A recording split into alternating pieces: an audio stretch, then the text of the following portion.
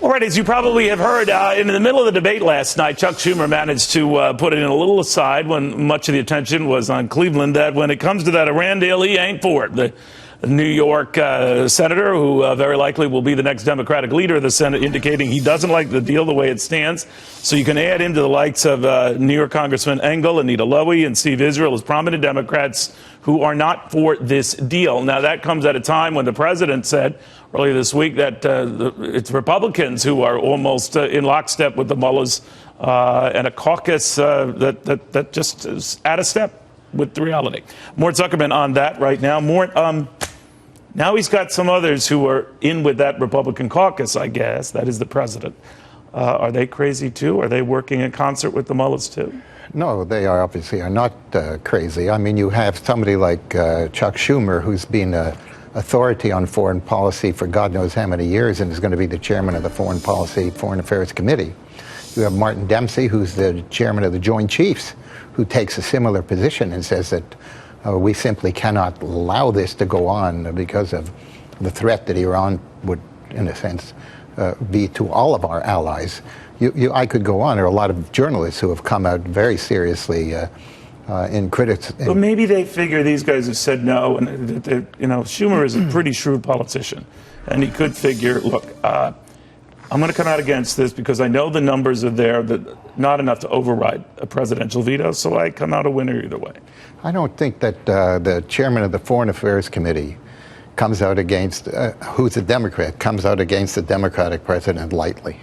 And he's not that way. Well, but you can have, your fish and eat it too, right? No, yes, you can, but right. He's a very serious man, and he's not playing politics. He has no great ambitions other than he's going to be. Saying Chuck Schumer doesn't play politics? No, he's not ambitious politically. Okay, I've worked with him for many years on many subjects, and he's very serious about this stuff. So you think this is? And Martin Dempsey, who's the chairman of the Joint Chiefs, has no political. You just read my mind. But I guess now the question is: are there enough votes there to override a veto? That I don't know. I will say that the public statements of people like Martin Dempsey and Chuck Schumer will have an impact. And if you saw the public opinion polls, a majority of the American population is against this program. And I think it is one of the most, I have to say, reckless policies that this country has followed in a long time. Now, you also follow the markets. You didn't get to be as successful as you are with real estate in the markets without being good at real estate in the markets. And I've been looking at oil lately, as I'm sure you have, and it's been slip-sliding away. And a lot of it built on this notion that the deal goes through, Iran pumps 2 million more barrels a day in an already soft, squishy market, and it's a done deal. Well, it may be a done deal. I don't think it's a done deal, not when you have the kind of levels of opposition that are coming out. And these are people who are really respected and gives political cover to a lot of the people who might want to otherwise oppose it, never mind the fact that a majority of the American public in the public opinion polls are against it. So this is not a serious a matter that is just being treated lightly. It's a serious matter that's being treated seriously. If this deal were to go through, though, I'm sure you watched the debate or might have heard a thing or two about it. Pretty much the candidates, to a man and one woman, Carly Fiorina, in the earlier debate, said that they would work to undo it. And that would mean 18 months from now, assuming there's a Republican president, they would have to undo this deal, slap on new sanctions. I think that's what Scott Walker was saying. That's, I think, what Ted Cruz was saying. Isn't that a lot easier said than done, and doesn't that add to the confusion? Sure, it's easier said than done. It just reflects, however, I think that this, after all, was primarily a Republican gathering, okay?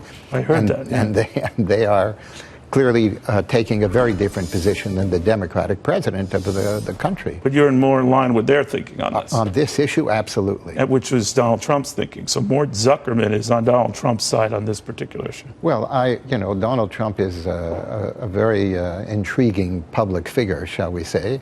Do you think he hurt himself last night?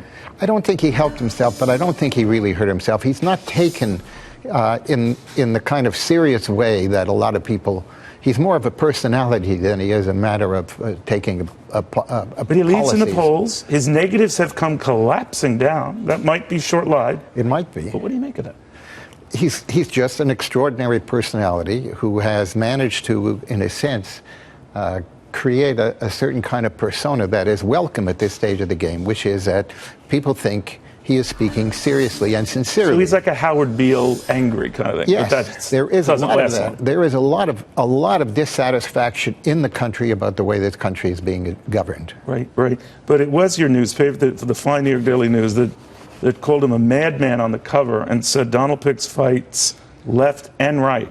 Well, you are right about that. He did pick on the left and the right, and was throwing grenades left and right. Yes. I mean, listen, he's a man of considerable talent. He's not necessarily the person I would like to have as the leader of this country, but he's certainly somebody who's shown a good deal of talent in the real estate business. And as you know, I respect that kind of talent. I think you're holding back. This is a fit of self-control on my part, is what you're telling me. Mort Zuckerman, thank you very, very much. This man has the real estate golden touch.